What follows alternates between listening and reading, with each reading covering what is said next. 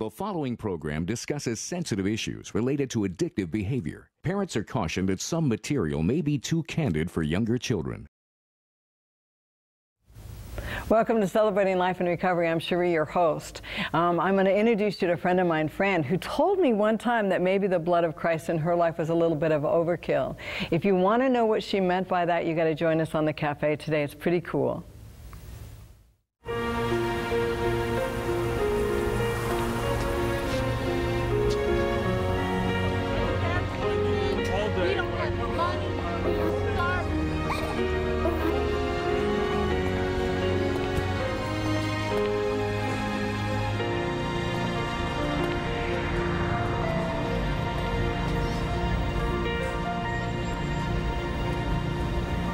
Welcome. You know, this season, the book that we're looking at is Celebrations. The acronym stands for something. We started with choice, went through the whole thing, exercise, leisure, liquids, all that kind of stuff. And now we're on the S, and that's social support. And people forget about social support a lot because we tend to, in our addictions, regardless of what it is, we tend to start pulling away from people. And, oh man, I know that you're going to hate me on this, but we even get into things that give us the illusion of that we've done the social support. We're on Facebook, we're making friends, we're online, we're doing all that kind of stuff, but we're really not connecting with real people. And what I found in my own recovery is Facebook will never tell me I'm an idiot. You know what I mean? I always look good on Facebook, but my friends will say, you know what, Cheri, I don't know about that. I don't think that's right, or this may not be good for you, or you're still kind of thinking addictively or whatever. And so I get more feedback from real folks. And I'm going to tell you a story about a girl that I think was so blessed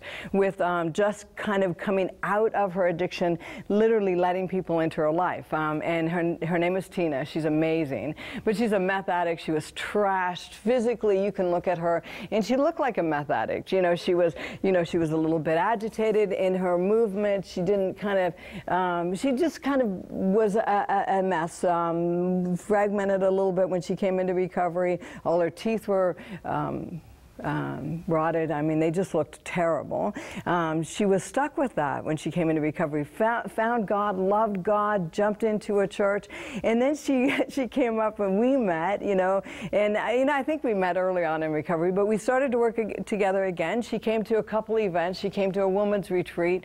We had a great time, and we have a program, the Celebrating Life and Recovery program for the churches. And so she saw that, and she said, "I so want to run that program for our church. It's 14 weeks, it's incredible," and she knew that she could do it. She'd been to AA and NA. She knew how to run a 12-step group, and so I said, yeah, it'd be fun. But the people in her church said, wow, she looks like a mess. I don't know if she could run it. And they were talking about a number of things.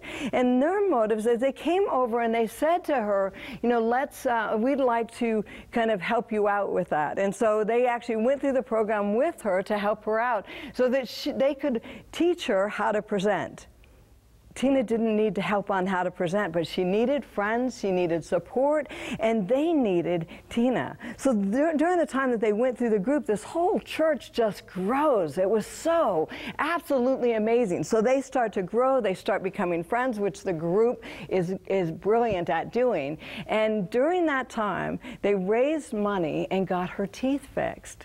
It was the most incredible thing. So social support, not only do you start to connect with real people and you start to share with them and you start to grow and heal from that, you start to reflect on your stuff more honestly. You pray for each other. The Bible says, confess your sins one to another, pray for each other so you could be healed. All of that good stuff happens. I get to have somebody actually touch me in a safe way, and if I'm longing for that, the healing is unbelievable, off the chart. And this group so fell in love with Tina, and it's easy. She's amazing. So fell in love with Tina that they literally raised money, and she smiled for the first time in a long time without being ashamed of what she looks like. And I just loved it. So we're going to cover social support. If you're in recovery, know that it's a huge, huge deal. I'm going to bring on today one of my favorite people lately. She is the creative director of our ministry, True Step Ministries. Her name is Fran. We are totally different. Fran McKain, totally different. She's a business degree. She's a writer. Not only a writer, she loves the language. She loves to write. She can look at something and see what it could be, and the colors it could be, or how it could be presented where it would actually just win your heart. And when she does it, you walk away and you're just amazed. But I want you to hear her story, because her journey and how she now connects with people will just make you cry. God is so good, and He's so good to us. And I just pray you'll enjoy it. So stay tuned, come back, all that good stuff.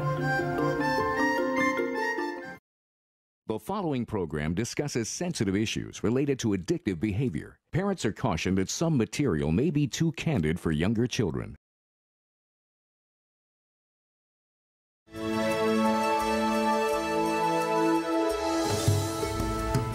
Welcome. You know, this is fun for me because a lot of times I come and I bring a lot of friends and people that I know and people that I've met in recovery and on the journey of traveling. But today I get to bring somebody I work with, which is great. And I want to introduce you to Fran McKain. Fran, I want to just say, how fun is it to have you on the program? It's awesome. And you have been working for True Step Ministries, or our ministry, for how long? Almost a year. Almost a year. And I just have to, when you came on board, I had been running it with different folks off and on, most of the time by myself, since 1994. And it kind of reflected. It kind of looked like that. And I was surprised on the first couple projects that we had to work together on. It was amazing to watch you take it, put timelines, figure out how we were going to do it, when do we need it by, what kind of artists do we need in order to get the projects done. And it was just delightful. So I want to say thank you for that. I want to brag on our new recovery version of Steps to Christ. You had a lot to do with that. I had a dream years ago about taking Steps to Christ, putting it into a recovery language. We did the first season of Celebrating Life in Recovery with the book Steps to Christ, and I really wanted to kind of change the language. And so we started to do that with various folks, hired someone to do it, had some addicts come in, and addicts are fun to work with, because addicts will come in and say, no, I could do that, just give me that, and they'll change 2 or 3 sentences and forget about the rest of the chapter. But Fran came in and literally took what we had done through the years, and can you explain the process of what you did with that? Sure, yeah, it was editing, heavy editing, probably.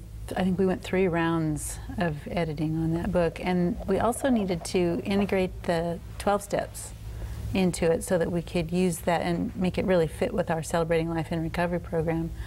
So making sure that it matches the key messages of the Celebrating Life, as well as the 12 steps and all the editing. For folks that are a little more flaky than that, I just want to interpret what you just said.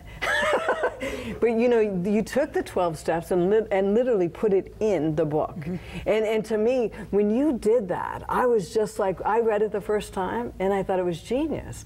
You know, because I really believed when I first saw Steps to Christ, when I first went through it as an addict, that it was a great 12-step program. It had everything that you would need in order to get a foundation underneath you. And so you didn't have, I don't have to guess, because what you did is it showed us what that looked like in every chapter. Yeah, I think your intuition about that was exactly right. I mean, the book is about recovery. It's about how God works in our hearts to change us, and putting the 12 steps in really wasn't very difficult because it fits. It was awesome. And it was a book that you loved anyway. I love that book. I think that one and maybe Desire of Ages are 2 of my favorites. Yeah, I'm going to have you to work on Desire of Ages next. It's a little bigger. Ooh, Desire of Ages in Recovery. That would be awesome. But you know what's really fun? So then we went ahead, had to do the design as far as the cover design.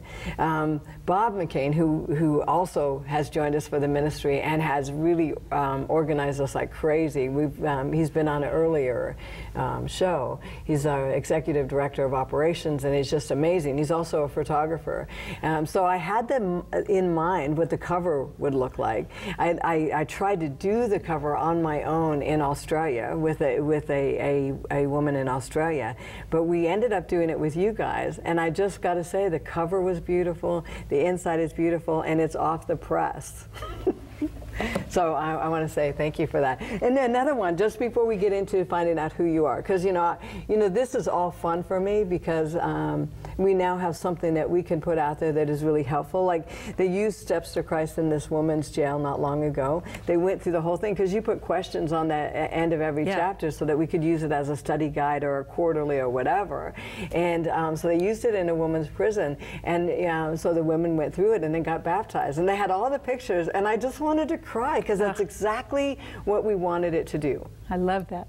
Yeah, that was awesome. The next one, we needed a children's version of Steps to Christ. So I prayed. God said, do the children's version. And I said to you, we got to do it. And you put it together within a week, I think. The plan was a week. I think it took us 3 months to put it together. Photography, editing, writing. Writing Steps to Christ for children is a challenge. Writing Steps to Christ for children, for 5 to 12-year-olds, and we called it Skips to Jesus because it is like Steps to Christ but for children. So it talks about bullying and blame and lying and divorce and all that kind of stuff that we don't really talk about. What does it mean? How do you teach a child what the commandments mean? How do you teach a child that the love of God is just so huge, that he's not checking off our behavior, he's literally trying to love us into a place where we love each other and our behaviors with each other are better.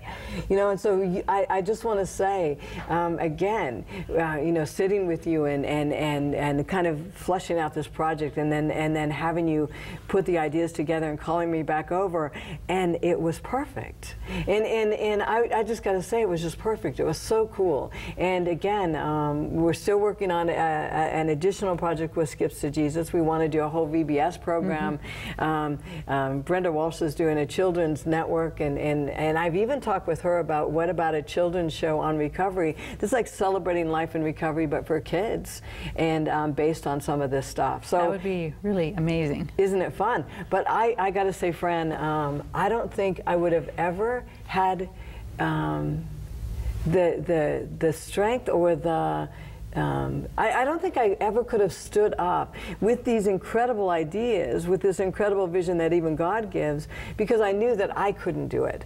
Now that God is putting people around us or in the team of the ministry that actually have those skills, that we can have these visions and have them actually work and be good and change people's lives. So I want to just say thank you for that, and you are such an incredible person to work with. It's been, for me, it feels like a call to be where I'm at. It feels like everything I've learned throughout my life comes together in these books. It's just a joy. That's so fun. And I brought you on not to so much brag on what you've done, even though I could brag on what you've done forever, because I'm so delighted to work with you. But your journey to me is so different than mine. I'm coming from drugs, alcohol, on the streets. I had to learn to read. Man, you got a degree in language. You know what I mean? It's like your love is language. It's what you do. So we're so different, but also even from where you came from in your home. So I would like you to share your story with us today. Is that all right? Sure. So where'd you come from? What was your home like? I was raised in a fairly conservative, very loving Christian home. My parents were school teachers for the Adventist school system. They were elementary school teachers. And so reading was a very big part of our home. I learned to read, I think, when I was 5. Taught myself to read because I had to read these books. But my dad also ran a firewood business on the side because teachers don't make a lot of money, so he had to do something to make ends meet. And so life for us was church, school, and working at home, either in the garden, in the house, or helping with firewood. It was a lot of work. Of course, time still to build forts and play cowboys and Indians, but it was a wonderful childhood. And the religious factor was big, because we were not only taught about God at home, but also at church and at school, because it was a Christian school. And exactly. Being a learner, a reader, I took to that very naturally. We always had lots of books in the house, and I read avidly. And so reading about the Bible first in the Bible storybooks, and then in my later teen years, the Bible itself. I could even see you as they're in school and you're of course a student, but then they have to do things after the other kids go home to close up the school. I could see you with a book somewhere just saying, okay, sitting in the corner. Yeah, I'll read. And at recess. Oh, at recess too? Yeah, because I was very shy. Okay. And so a book was always my little companion. Okay. You know, sitting alone on the playground reading was a very typical scene for me. Oh. Yeah. I just want to hug that kid, because even when you said that was okay, there's a part of me that says, I'm wondering if you're in your journey that was always okay. Or no, it wasn't. I think that was a way to hide, because I knew I was never one of the cool kids, so I compensated by being smart, and academic accomplishment was almost as good as being cool. Yeah. Yeah. Yeah. I could see that even now. Yeah. You know, because even when you walk into church, because we go to the same church and we also work together, is that if somebody has a project and they need it to be laid out, or they need it to have that wow factor, is they will look at you. That's right. That's like, you know, That's Fran right. can do it. Because being busy and working hard makes me feel important, and being important is almost as good as having intimacy with other people. It satisfies that need somehow, almost. And so I've used that, I've discovered, as a substitute most of my life. So on your journey, when we talk about recovery on this program, at one point, would you have related to that at all? No. No, I didn't think I had any problems. I love that. When you even said that at first, I was just like, oh man. You know, knowing that if the Bible's true, that we all are on this journey, all in need of the blood of Christ. So when you said that, I was just thinking, what is God going to reveal to her? And so I would like you to talk about it a little bit. You growing up, we've got a good picture of you growing up.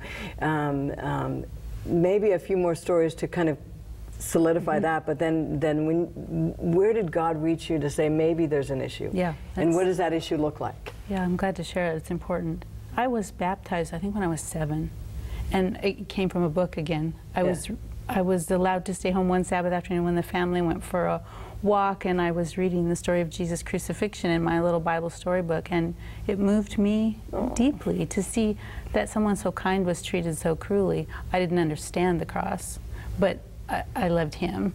And so I was baptized at 7, and I was a sincere following of God. Absolutely. My heart's been after him my whole life. And in high school, I was an avid Bible student, and I preached my first sermon, I think, when I was a sophomore in high school. And you can preach some sermons. Yeah, I still preach now. Yeah. I love it. Yeah, thank you. And I was never one of the kids who rebelled. I didn't want to disappoint my parents or anybody else. This is just for you guys. I thought this was the funniest thing ever. Fran and I are in church, and we're both giving our testimony on the same day, which is ridiculous because, you know. About repentance. About repentance. We're so different. And so somebody says to Fran, don't you ever wish you had like a story like Cheri that you rebelled? And she said, no.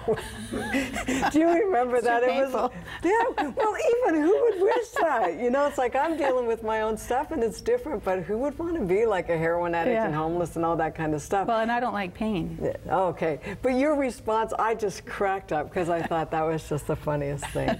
And I love what you say, because it's not like, it's all of your journey with God was very rich and very real. Your mountaintop experiences and what you would put on paper, the research that you did as far as diving into these stories and what the Bible meant by this or that. I mean, when you did a sermon, I could tell that, I mean, the original language was searched out and all that kind of stuff. Lots of research. All of that was very, very real, very from the I was going to say from the heart. Yeah, but it's from the head. I think it's from, well, and it touches me. Yeah. I see its beauty and its depth and its poignancy and those things, and it touches me that way. Nice. I'll share with you a couple of faith crises that occurred for me. Okay. One was shortly after Bob and I were married. He took a job that required him to travel quite a bit, so I was home alone. And for some reason, I took to reading stories like drama and real life in the Reader's Digest. Uh-oh. Just horrible stories, and it left me just terrified, and especially being alone at night. So I'd lay in bed at night, rigid with fear, just listening to the sounds of the house, and yeah. And during that time, somehow subconsciously, I guess I came to the conclusion that if I couldn't trust God with my physical safety, what good is He?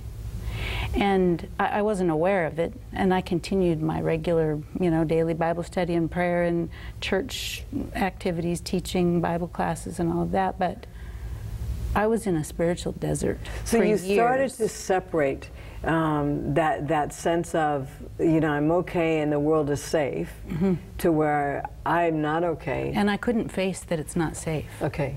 I think I masked that, but I also didn't trust Him then, because if I can't trust Him to protect me, what good is He? Right. That lasted for years, and I finally, the key turning point for me was a women's seminar I went to, and there's that song, I forget the name of it, but it's about when you can't trace His hand, when you can't see His plan, trust His heart. Yeah. And it made me realize I can trust Him even when things aren't okay. That was big. That was one key one. And I would love, it's really tough to fully flesh out or color those moments, because those moments are so significant. Yeah. If somebody could look at, in a spiritual sense, you changed. You came back towards God. Yeah. Yeah, it was the key lesson that He can be trusted even when things aren't good. Yeah. Another really big one was about 10 years ago. At this point, I had been teaching Bible classes for 25 years or so. Very deep Bible student. Just love studying the Bible, hours every week.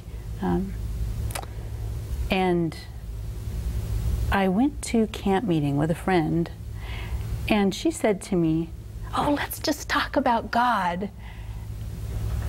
And I thought, okay.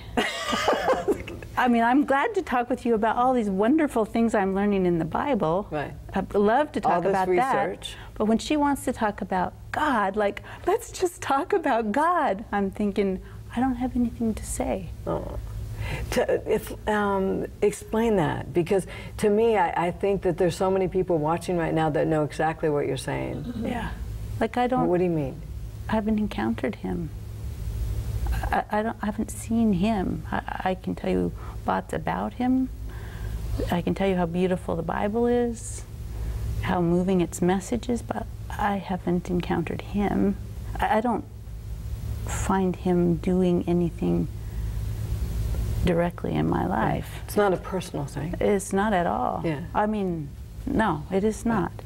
And at that point, but even saying that, because to me, I think that the first time I realized, for one, how the vulnerability of even saying that out loud, even to yourself, and especially as intellectual as you are, knowing that disconnect, I mean, that's very much a disconnect, is that being able to say that must have caused somewhat of a crisis. It did. And being able to say to someone is that I don't want to really kind of be right here, because that's too vulnerable, and I don't want to say to you that I can't just talk about God. Yeah. Yeah, it was, I remember during that time going to camp meeting every day and coming home and just crying uncontrollably on the drive home, and I had no idea why. No idea what was going on. But one thing I knew is that I needed to see Him, and I started asking Him that. I need to see you. It's got to be something real, not just the book.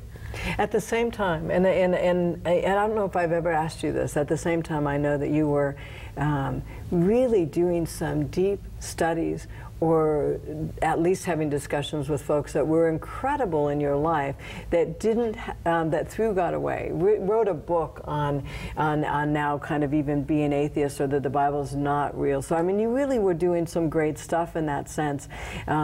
Did that play a part in this journey for you? That actually came a little later. Okay. So that is the second big crisis. Okay. But the outcome of this one was that God answered that prayer. I need to see you. And what I began to see was, during my times in the Bible, He would give me, I think of them as revelations, just little insights, big to me, of Himself.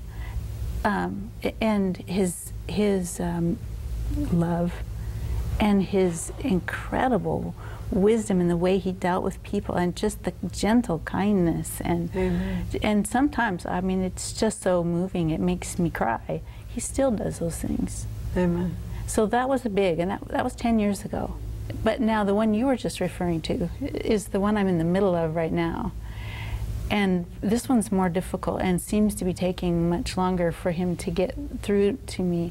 But what came about there was, before you go there, yeah. When you're making that statement, I want to just say to anybody listening to, or in the cafe, is that there are when God gets closer and closer and closer to our heart, that some things, I think, do seem like they take longer. But God said, this is actually, when I get through here, you are just going to feel the warmth of who I am. Not only understand my heart and understand my love for you and understand that gentleness, but we'll be so close that you actually feel the warmth of it.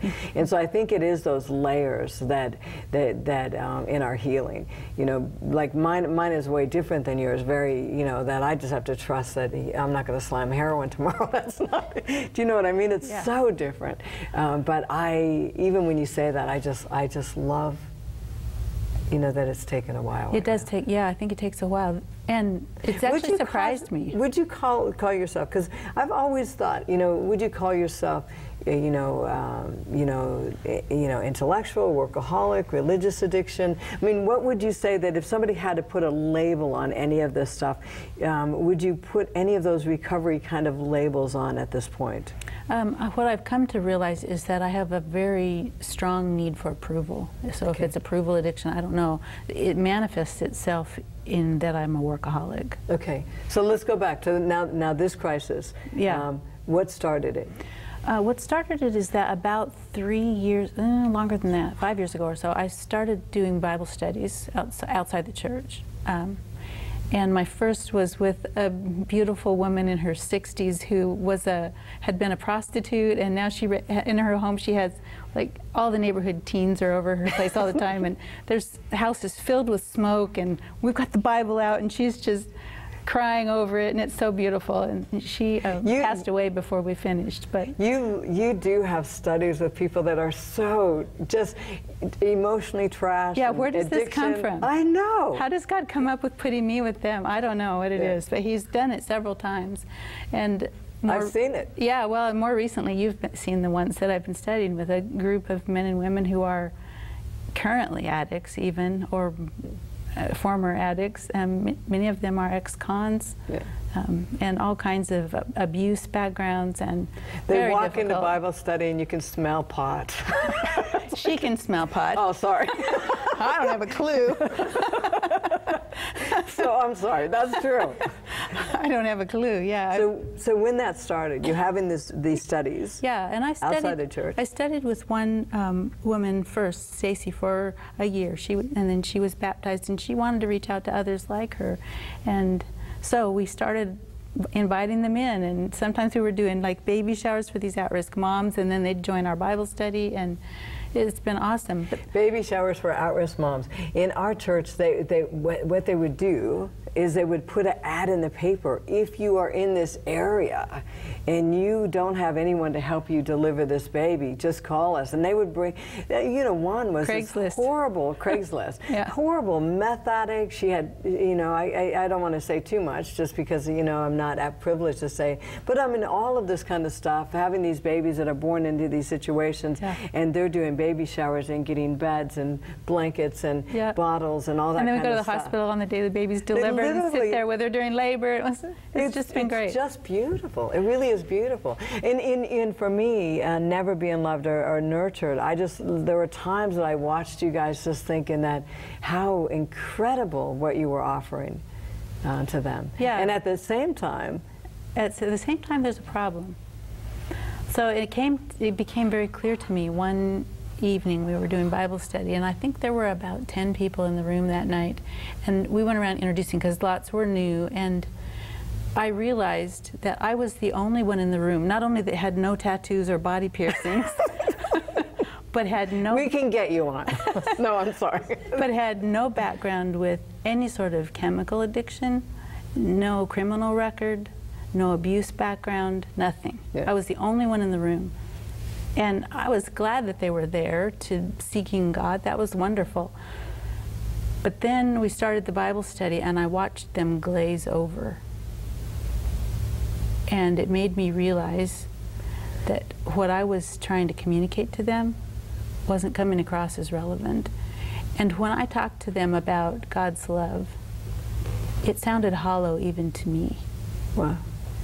And I could tell that it was because inside I didn't have a deep personal understanding of God's love. I hadn't experienced it myself. So the joy and the hope of that couldn't come through. That's right. And there was a quote in Steps to Christ. We were starting to work on that book about that time. And so immersed in the messages of that book and experiencing that God was working on me through that. But there's one quote in that book that says that there can be no deep-seated love for Jesus in a heart that doesn't realize its own need. That's huge. Yeah. And what's really huge about that is because you know, even as you talk about your life, is that there's no part of it that you can point out that says I wasn't loved and cared for and I had all my needs met and I was in a great church and all of that kind of stuff. And so now God is saying, you know, Fran, what's your need for me? Yeah. Why do you need me? Why is the blood of Christ important to you? It was at that time that you said one thing that was really strategic for me, and that was that when you realize the extent of the damage you have caused, it'll make a big difference. And so I asked God at that time, show me. Do you know, when I said that, I went home and cried for you. And why I cried is because I thought, you know, my stuff is so out there, and the damage I caused is so out there, and I didn't have to.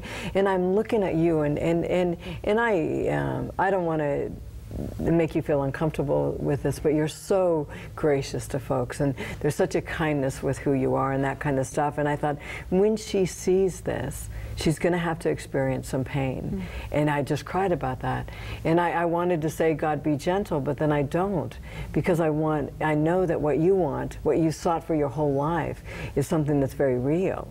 And so, you know, whatever it takes to show her her need. Yeah. She's asking for that right now. Yeah. And so I asked him, show me. And he has been showing. I don't think he's done yet. But some of what I've begun to see is that I've been a performance-oriented most of my life. It's that compensation for I'm not cool, so I can be smart. And I don't have, I fear not having intimacy with anyone. And so I've backed into work and being in control, because that's almost as good as intimacy. So you research more? Yeah. Do better projects? I run the project. I'm in charge. I'm in control, and I work hard, and you will notice. Yeah. Yeah. I talked with somebody that you work with, not in our ministry. I'm hoping that eventually you work just full-time for us and we don't have to worry about sharing you with anyone. But I talked with somebody that you work with in your real job, and he said, no, I have to stay on my toes, because Fran is always on her toes. And I mean, he really just said, you know, I can't let up at all, because she never lets up. Yeah, I don't. Yeah. And he said that with kindness. Yeah. Yeah. So gaining respect has been my substitute for for significance and intimacy, which I think are really things that we're designed to need, significance and intimacy. Can you share with, and this is kind of an odd thing to share at this moment, but I thought about a story you told me about the prom. Oh, yeah. So I was a dorm student in high school, and I attended a private Christian high school. And my roommate stole my boyfriend on a music tour, and then just before the banquet, which is the equivalent in that school of a prom for seniors. So obviously that's very painful. But I was in charge of the banquet, and they were just attending. They were just attending, and I experienced, not only did it give me something to immerse myself in, but I experienced during that banquet this sense of power, that I was in control and I was doing something significant, and they were just sitting there looking at each other. And it was a high. Right. And it taught me very deeply that being in control makes me feel significant. And decreases the pain. I don't have to deal with the pain. I don't have to deal with loneliness. I don't have to deal with any of that kind of stuff. And I totally can get fed from the power of that. That's right. And it sure beats sitting in the cafeteria at a table all by yourself and feeling like a reject. Yeah. So, you know, to me, it's hard for me to understand that kind of addictive response, because it so looks great. Yeah. Do you know what I mean? It looks great. You know, the next person that wants a banquet done, they're going to call you. I mean, you know, nobody even sees the need. With me, or an addict, if you slam heroin, if you go out drinking, or you're whatever, it's more obvious. Yeah. And so, to me, it's so socially acceptable. And so, as God is leading you into a place to say, you know what, I'm going to try to do this, because it's doing the same thing that any other addict experiences. You're having the same breakdown in your intimacy, in your family, in your life, but you've got to see the damage, and so now He's doing that with you. I remember giving you, or telling you, one of my favorite books was Inside Out, looking at kind of all of our stuff and saying, you know, Fran, this may be a book that you want to look at. Yeah, that was a very important book for me. One of the verses that book references that was just pivotal for me in this journey was, I think it's in Isaiah, that God says, "My people have committed a double evil. They've turned from me, the source of living water, and hewn for themselves cisterns, broken cisterns that cannot hold water." It's the turning away is the first evil, to find a different substitute. A different source. A different source for the thirst of the soul. And for me, the thirst was intimacy and significance, and I found a substitute outside of Him. Yeah. What was really tough for you, probably more so, you know, or for anybody that is actually incredible, you know, intellectually and all that kind of stuff, is your cistern was pretty good. You know, you found a way that it hardly even leaked. And one evidence of it came to me as after you asked me that question was, I had to admit that in my prayer time, there's never any confession. Almost never. I couldn't think of anything to confess. I mean, occasionally I have a critical tongue, or sometimes I'm impatient. I've never seen it. And yeah, I mean, and so once in a while there's some small thing to confess, but generally there's not. And if I were honest, I would have to admit that for me, the cross felt like overkill. Wow. So what do you mean by that? The cross felt like overkill. Like, did you have to actually go that far? God had to pour out all of heaven, and Jesus had to die because I'm sometimes impatient? You got to be kidding. Wow. That's where, I mean, I don't think I had ever said that to myself consciously, but when I was really honest, looking inside, that's what I saw, was where my head was at. So where do you go from there? I mean, you know, where do you go from there? It's like, God, can you show me why it's not overkill? Can you show me? Yeah. That's and why that can I survive when you show it to me? that's why that question you asked was so important. What's the extent of the damage you've caused? And when I asked God, he showed me things like the damage I'd caused to my kids because I'm so performance oriented. That's the way I raised them. And for them to relate to God because of that has been very difficult for my son. He completely rebelled, turned completely against God, and it took for him a trip into alcoholism and recovery through AA before he finally connected with a God that he could view as for him. That's incredible. Even for you to see, how painful was that to think that maybe my escape, what I used to survive, actually almost killed him. Yeah, it's what I'm finding, honestly, is that it's taking God a while to touch me emotionally with this stuff. Mm-hmm. There's still a numbness in here that he's having to work on. I don't think he's through showing me. But seeing James struggle like that has been very, very difficult. For Bob, it's also been a big revelation. Mm-hmm. As you heard earlier, Bob's got his own journey of pain, but I didn't know it and didn't understand at all the issues that I saw. For me, it just looked like he had a bad attitude and a bad temper, and so straighten up and stop being a victim. I think I added to his burden because of where I was at. And what I love about God, because some of the stuff that God does have to show us in our journey, in our denial, in the fact that, for one, for a little girl, you really did find something that worked. It worked well.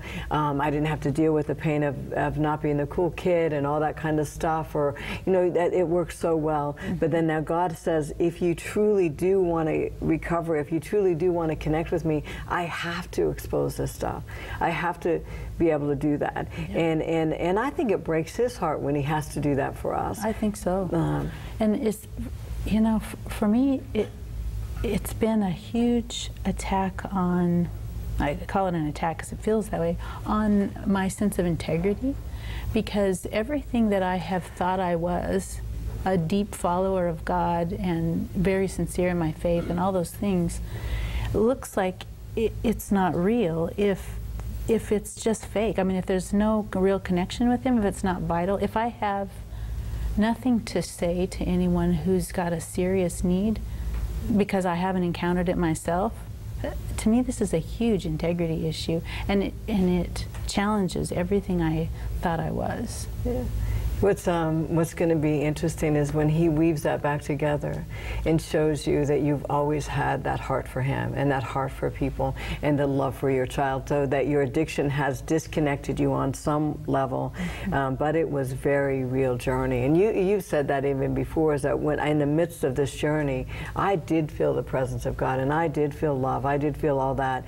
And so I think that on the other side is that weaving back together. Yeah. But in addiction and studying, there are times with people that have those cleaner addictions, workaholism or religious addictions or perfectionism, that performance addictions, approval addiction, is that we look at those as so clean, but when they actually look at family dynamics, the family dynamics are the same as an addict, as an alcoholic, because the rules and the dysfunction and the disconnect intimately in our intimacies are the same. Same stuff. And so that's what God is showing you now. Yeah. And it's the same thing, it's the same problem of substituting one thing for the only thing that can ever satisfy what's needed inside you. Yeah. I mean, I'm substituting, you are substituting, everybody's substituting something for God, and he's the only one that can fill it. Yeah. And what God is asking is for really a connection with him, and then a connection with each other. That what we seek in order to protect us on an intimate level, we're actually seeking in a real sense from him. That's right. That's absolutely right. What's to me, I just got to say, we're going to open it up for questions, but I just love you. I love your journey, and I know it's not easy. And for people that have in their mind really strive to do the right thing and be right and not act out and not do all that kind of stuff, it's really tough when you look at possibly how you did it was done addictively, and allowing God to gently come in and start to say, this is how you're going to get freedom, this is how you're going to get real connection. Or even joy. Show you what's actually inside. Yeah. I've noticed that a lot of folks aren't really comfortable with that, and I didn't really get it at first because it felt like sort of wallowing in something. Yeah. But if you don't see what's going on, you know, if the soul that feels no need can have no deep-seated love for Jesus, you've got to see what's really going on inside if he's ever going to be able to draw you to his solution for it. I just think that's so right on. It's so spot on. It's a hard thing to do, though. It is hard. We're going to open it up for questions. I know that, Karen, you had a question. Yes, my name is Karen Owen, and my journey is somewhat like yours, except I wasn't born in, I didn't come into the Adventist faith. I came into the Adventist faith. I wasn't born an Adventist. And my toughest journey has been accepting that God loves me. I'm a performance person, too. You know, what people see is very important to me. And I always wanted to be loved, but never felt I was loved. And so when I come to God, you know, my thing is, does he really love me? I know he says it in that. How are you adjusting to changing from this performance into letting God be the one who motivates you into what you do because of his love for you? How do you change over to that? You know, for me, I think what it's been is that every day now, I'm taking everything to him and asking him, what am I doing? What do you see inside? Show me what you see.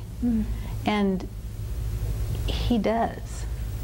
And like going for a walk with him every morning and taking those things to him, and the things I come back with by the end of my walk, I sometimes come back in tears because he's so kind, but he's so deep at what he shows and so right on. And I'm learning to love him and to feel his love just by communicating with him. That's how it's working for me. I got to tell you, Karen, too, is there's something else that I've seen along this journey, because I've gotten to be a part of the journey with Fran, is that she has been vulnerable and shared it with us. She shared it with the people that she loves at church, has kind of opened up. And so now when I say, oh man, because she's just genius, she's brilliant, we'll have a project, and the project is great, and she steps in and does a few things, and it's not only great, it's brilliant, it's off the chart. And I'll say, great job, and someone will say, that's like handing her a joint. That's like giving her some pot, you know. It's like, don't tell her great job, she's a workaholic. You know, but it's actually come out almost as a little bit of a joke that we are allowed into her space, we're allowed into that part of her, and I don't know if it helps you to know that, you know, we can joke around about it, you're okay, nobody's moving away from you. Yeah, and what you're referring to, I think, also is our Bible study group at church. This has been really important, and I think it's really relevant to our topic about social support, that this Bible study group, we're going through that Inside Out book together, and there's no teacher, so I don't come to class with a lesson plan anymore with all my research done and ready to teach everyone. We don't do that. We come and we just share vulnerably, and we have people that join us online all over the world. Yeah, even. Yeah. And for you to come without a lesson plan, that is huge. Yeah, I never do that. I'm never not prepared. I'm here with no script today, which is also big. No script. No script. And what was really funny to me, cracked me up, she sent me a script. You know, here's some stuff, what do you think? And today she comes and she says, did you read it? I said, no. And she's like, you didn't even read it? And so it is really funny because God is pushing you in all kinds of areas. Yeah, and it's really been good, because the thing I'm discovering is that I really need the other people. The whole healing thing happens when we share, and Amen. We need him working. And that happens in community, it seems. And with performance addictions, with approval addictions, one of the things that I think that God is able to show is that you are delightful.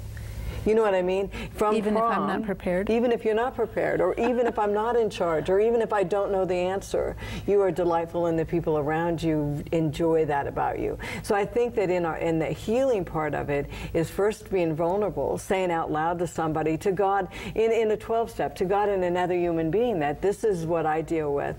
And these performance addictions are harder to say out loud because we want to say, an addict wants to say, oh, get over it. You're like, fine. Have you ever even lied? You know, we want to do that to you. Don't let us do that to you. This is a really intense, deep heart issue. It has protected you for a long time to the detriment of your intimacy with those around you. And God misses you, You don't have to perform for Him. So I have to tell you what God told me the other day when I went walking with Him. So I asked Him, how do I see more of your love? And immediately the answer was, look at people. Oh. And so I'm asking him, well, why? And he says, look in their eyes and see the pain. Don't distance yourself from that. What's really interesting is in the Bible study that you run now, there was some tragedies that happened there, and you step in more real into the room. Yeah. One of our girls struggled with anger, drugs. She'd been abused as a child, and she took her own life a few months ago, and it's been terribly difficult for the whole group.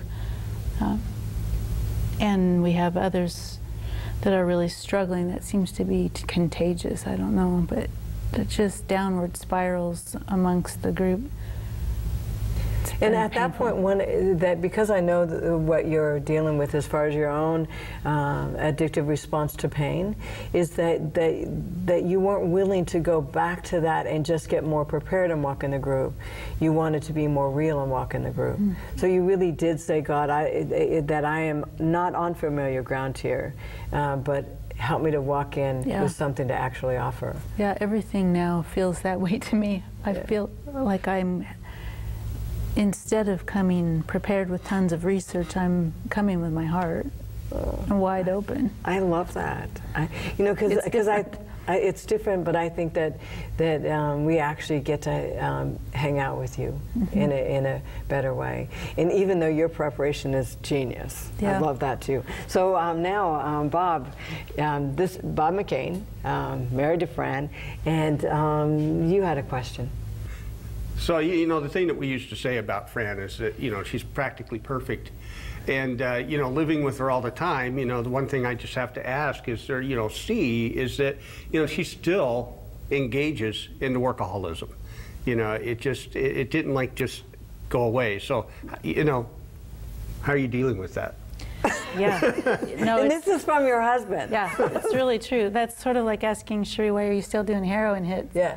Because it's really true. I mean, even working on these books, to me, was a huge challenge because deadlines were looming, and I mean, it was 80 hours a week or more to get those books finished. Well, that's definitely my addiction. So what I love, and like you said, you're in the middle of the process. So in the middle of the process, it's like, I think that you'll begin to even set boundaries on us and deadlines and that kind of stuff. Hopefully not this week. Because we have some deadlines. Like I had 2 hours of sleep last night. I know, but what's really hard, I think, for you, more so than me, is people understand when I say, oh, I can't drink, or I can't use, or I can't do drugs. But with you, when they said you can't finish their project, they're not going to understand as much. So I think it's a little bit tougher with an approval or a performance addiction, because everybody wants you to do it. It is. It's true. And I'm actually even working with a counselor right now to try to get deeper into why do I keep doing this? Yeah. It's not, I think there's approval addiction is definitely a piece of it, and I can see the roots of that, but I'm also learning that I have a problem setting boundaries for myself, inside boundaries. Shut the computer off at 9 and go to bed. Right. Well, we're going to go ahead and take a break and come back, and I want to ask you a couple questions about that. If you would join me for the close, that'd be great. Sure. But ask you a couple questions about that, because this is a tough one to switch over. And I want to ask you, why even do it? It's a lot of work. And so we're going to come back. If you have one of these approval addictions or performance addictions, know that God misses you, and you can set boundaries, and you can do all that kind of stuff. Join us for the close, because I think that what Fran has to say about why work so hard is going to be good stuff. The following program discusses sensitive issues related to addictive behavior. Parents are cautioned that some material may be too candid for younger children.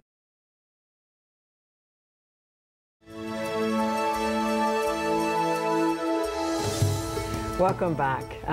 You know, Fran, I just have to say I was just blessed having you on the program. But before we went on break, I asked you a question, and the question is, why work so hard? This is a ton of work, and you were fine.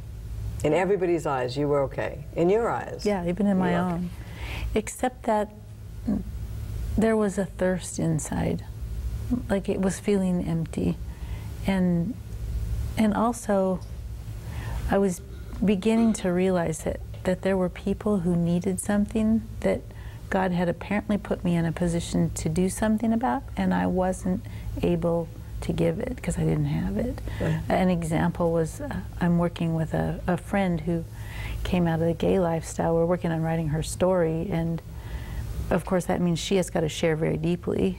And she at one point stopped me and said that she didn't feel safe with me because I was invulnerable. Wow. She didn't even see a need for you. Yeah. You don't have a need. You don't have a problem. Yeah, and so it's not safe to talk to me. Yeah. Well, to me that was just like, how can God even use me if that's the case? That's powerful. Something had to change. That's powerful. And at the same time that was happening, you were dealing with, you know, what does this mean, and what are you trying to show me, and what is this whole thing about approval and vulnerability? Yeah, and the deeper he takes me into this, the more I'm realizing how much need I really have. So and anything else? You said that was one. Yeah, God is clearly communicating to me about this. Like, he gave me, I only had a couple dreams in my life that I'm sure it came from him, but one was this dream about this beautiful white tropical flower, and I watched it open up, and I looked inside, and it's filled with this putrid mess. And it was very clear to me that he was saying, we got work to do. Wow. That's powerful, because he even said that and with the Pharisees, that you are like whitewashed tombs with dead man's bones. And I really believe that sometimes we look at the Pharisees as incredibly just bad folks, or damaged folks, or arrogant, or whatever. But I think that they were doing the best they could, learning, doing the right thing, all of that kind of stuff. And I'm seeing them a whole different way. What if they just didn't know how to connect, and they didn't, like Fran said, they didn't understand what the blood of Christ actually meant in their own life? And so if you have an approval addiction, workaholism that you've been trying to perform your whole life, take it to God, because he says, absolutely, you don't have to work so hard. And remember that he's crazy about you. Me too. See you next time, and I pray that this program blessed you, because I know that it blessed me. Addiction is addiction is addiction, and God wants us free.